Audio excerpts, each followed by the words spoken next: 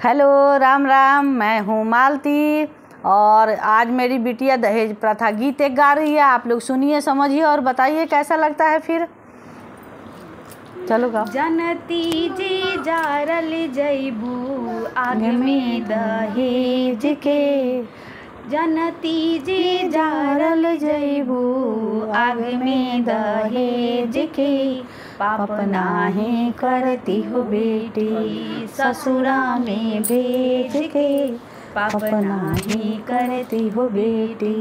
जनती जे जारल जैबू आग में दहेज के, पाप नाही करती हो बेटी ससुरा में भेज के, पाप नाही करती हो बेटी।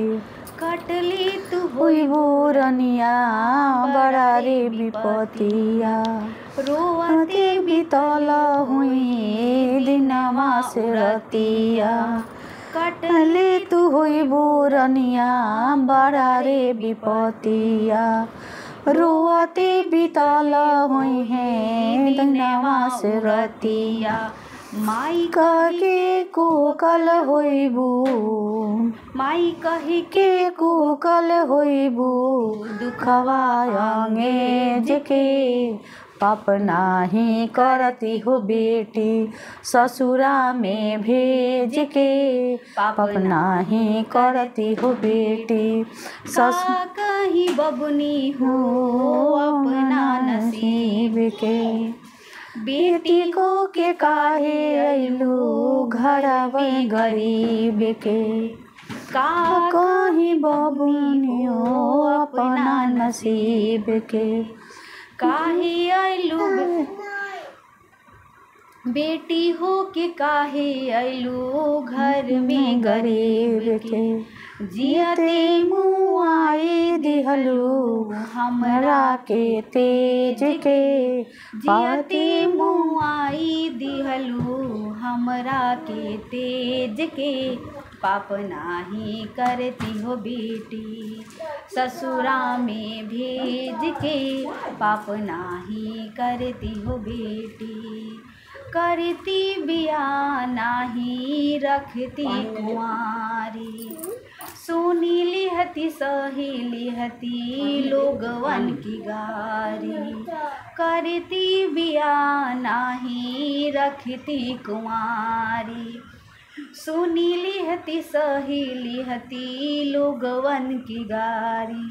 अलगाना होखे दिहती अपना करेज के, अलगाना होखे दिहती अपना करेज के, पाप नाही करती हो बेटी ससुरा में भेज के, पाप नाही करती हो बेटी।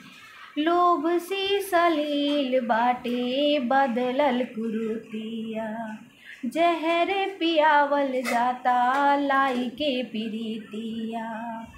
लोभ से सलील बाटे बदलल कुरीतिया, जहर पियावल जाता लाई के प्रीतिया।